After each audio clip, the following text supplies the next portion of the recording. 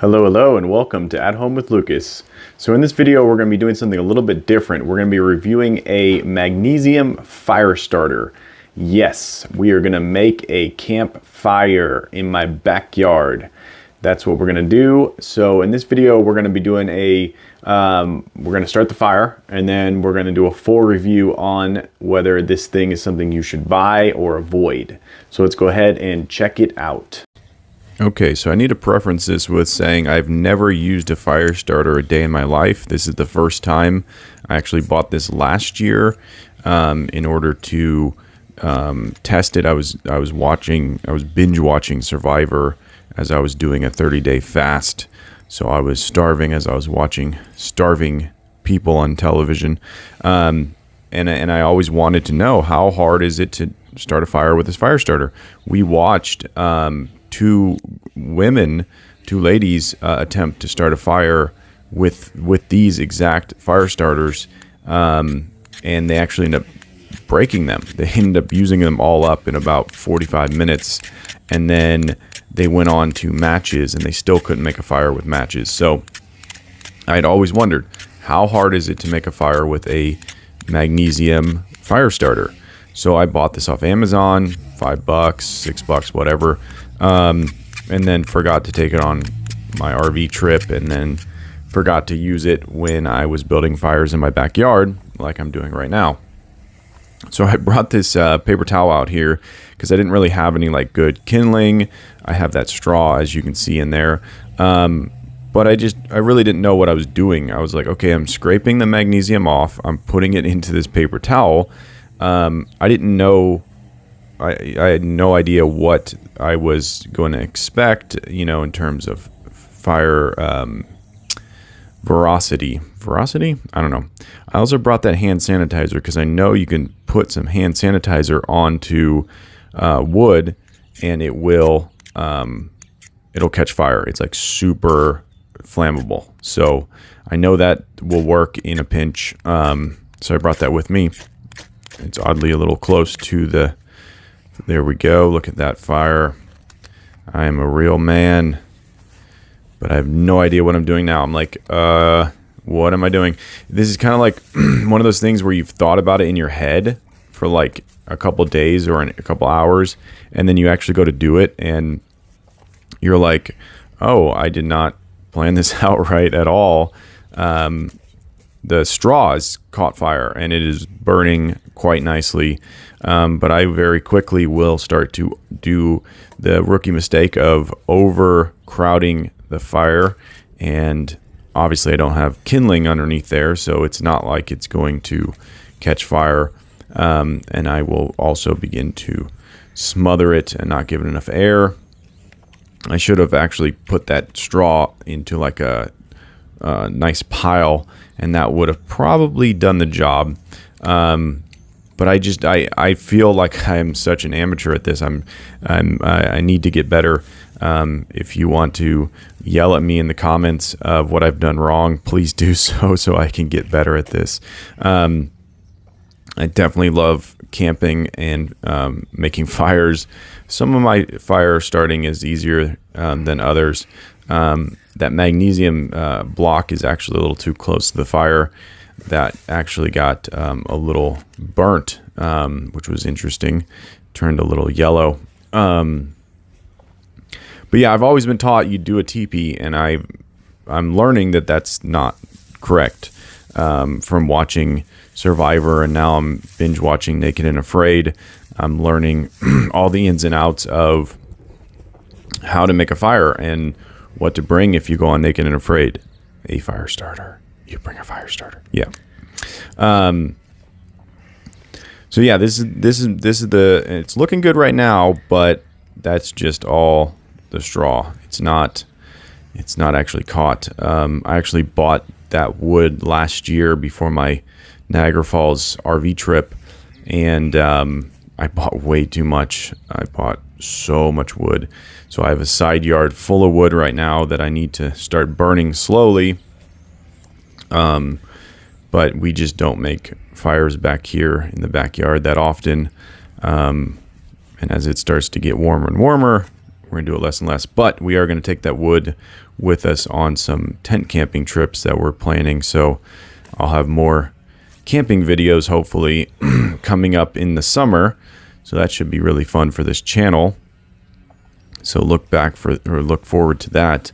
But yeah, so at some point coming up, I don't know exactly when, I am going to attempt to use, so right now, basically the fire has completely, well, almost completely died. I'm trying to blow it back to life. I have very limited skills when it comes to this. Some people know how to make fires just by looking at them and they're on fire.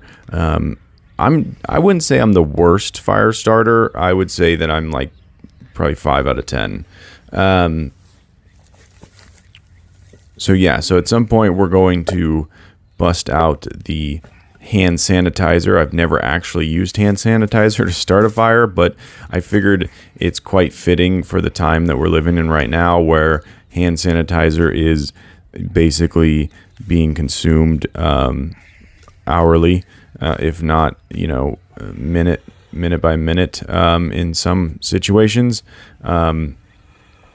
But yeah, right now I'm just basically thinking to myself, like, please don't go out. I want this to just and flame up. And I finally grabbed my poker, which we actually found on the Niagara Falls RV trip. I think we found that, I want to say we found that in Pennsylvania. There is an ant crawling on my Note 10 Plus as I speak. That is so funny. I'm watching nature and doing this voiceover, and there's an ant in my house, in my office, and it's crawling on my screen. That is so funny.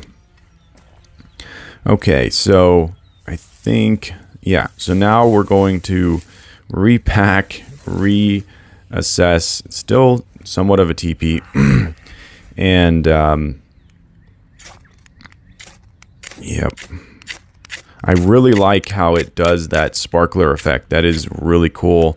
I was not expecting that at all. I thought it was going to just produce one spark. And as you can see there, that thing really doesn't do the job. You need to have a knife. So I would 100% recommend you bring a knife. But now we're going to go ahead and put some hand sanitizer on this fire and attempt to get this thing started. So you really just need a little bit. You don't need a lot. This stuff is super flammable, so be very careful, guys, if you're going to do this.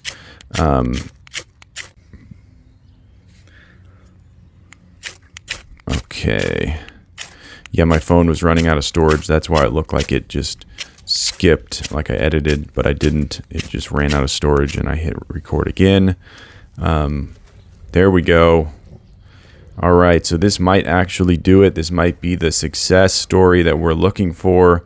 We may be swimming in fire. No, you don't want to do that. But yeah, so I would definitely recommend, if you're struggling and you have hand sanitizer and you can spare a little bit, just put a couple dollops on your fire and get it going. I definitely already have new ideas of how to do this way better next time. So I will be doing a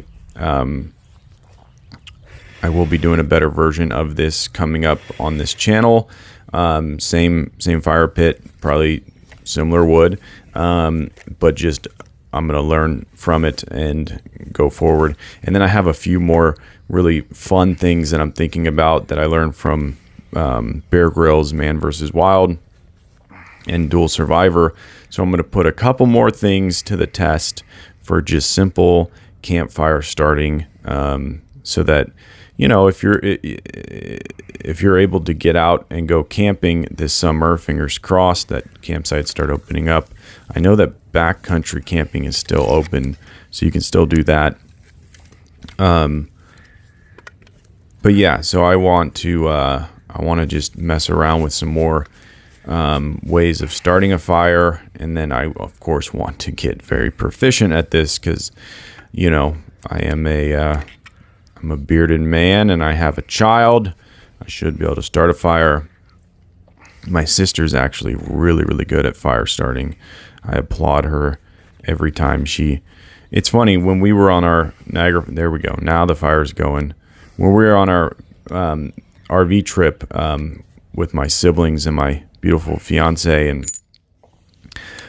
some more of my family, it seemed like every fire was helped by one or two people, like different people. So one fire was helped by my sister, one was helped by my brother, one was helped by my sister's boyfriend. So it was really fun to see how each fire can be, you know, sort of like bettered by somebody else's touch, we'll say. That was really cool. And another thing is, like, when you're traveling from state to state to state, you're dealing with different climates, sort of. Little, you know, there's slight variations. So each fire was like completely different than the last. Even though it was the same wood, it was just like the temperature, the humidity, all that stuff played in to how you started the fire, whether it was super easy or whether it was super difficult. So it was really fun to see the differences in that. But yeah, so At Home with Lucas started a fire. At Home with Lucas started a fire. Dun, dun, dun, dun, dun, dun, dun, dun, dun, dun. Dun, dun, dun, dun, dun, dun, dun. Yeah. So if you like this video, go ahead and hit that thumbs up down below. That really helps me out. And then if you want to see more videos like this and you want to support me and my channel, hit that subscribe button. Every time I get a subscriber, I can't tell you how much joy I get. It got to the point where my fiance was like, I love seeing this guy this way. So she actually posted on her Facebook information about my channel, and I ended up getting a handful of subscribers from that, and it was just really cool. So if you want to do that yourself, if you want to shout out my channel, that would be absolutely amazing. I'm trying to get to 1,000 subscribers. I'm trying to build a channel that you guys enjoy to watch. And if you've gotten this far, you might as well hit that subscribe button. And yeah, so I can see the future. I can see the 1,000 subscribers. I'm not there yet, but I'm getting there. I'm progressing, and I'm getting more and more subscribers each week. So that's a huge plus. And I'm committed. I'm totally committed. I'm going to be making more videos about myself so that you guys can kind of, you know, learn more about me and you know, why you would want to, you know, stick with me on YouTube and stay an active member of this channel. But that's definitely going to come. I have, you know, I'm trying to just create a lot of content so that you guys will always feel like you can come back to this channel and there'll be something new and fresh that you'll enjoy watching. So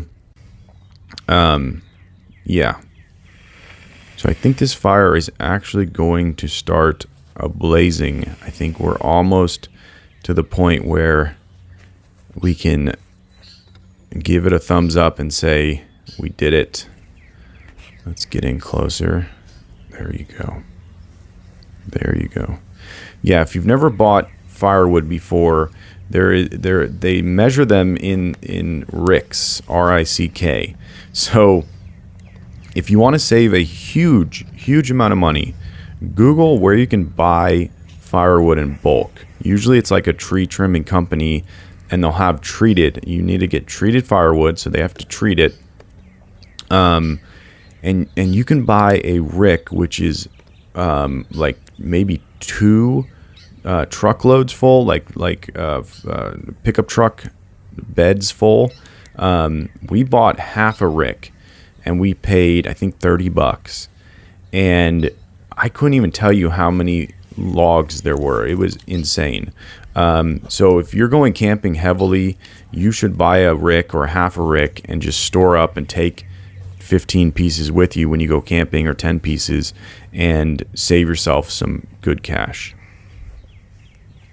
All right, there you go. That's the magnesium fire starter. That's how you make a fire with it. And if you like this video, definitely hit that like button. And if you want to see more videos like this in the future, hit that subscribe button. Every time I get a subscriber, I get a boost to make more and more videos. So you're helping me out, and in turn, you're helping yourself out because I'm making better content.